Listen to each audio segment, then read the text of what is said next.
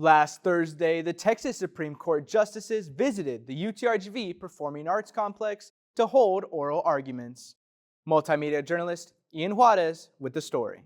Behind me, you can see many people who showed up to have the chance to see the Texas Supreme Court justices in action for their oral arguments. The people that are in these rooms that make these decisions, they need public input.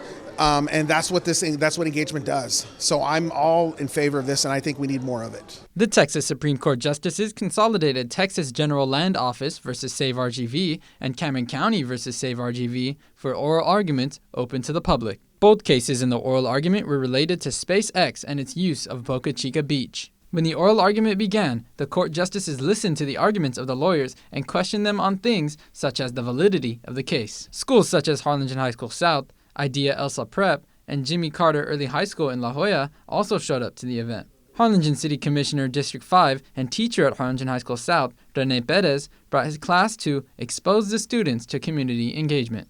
It's extremely important because this is one of the few instances where they can see it in real life and they can become engaged in it in a certain way.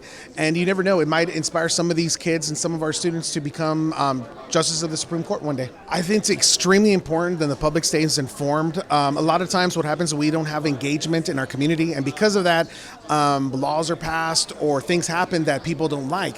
And the only way to prevent that is to be engaged. After the discussion period concluded, 5 students, 4 from high schools that were present, were allowed to ask the Supreme Court justices any questions, so long as the questions were not related to the cases that were covered that morning. UTRGV Student Government Association Vice President Ian Alfaro was the first person to get up on stage and talk to the justices. Alfaro asked the justices if they believe the Valley should have a law school, as the McAllen-Edinburg Mission area is now the 5th largest metropolitan area in Texas, with Justice Blacklock stating, "We don't have a law school south of San Antonio, and we have a long way to go from here to there. But I don't see any reason why that shouldn't be a goal of this community." Just like the attention to detail that these judges have, it's kind of like they're very careful, because anytime an attorney brings up something, they really want to dissect it, and they bring up hypotheticals because they want to make sure to just not only look to the present, but also look to the future of what may happen.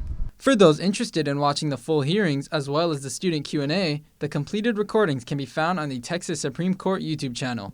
For KVAQ TV in Edinburgh, Ian Juarez.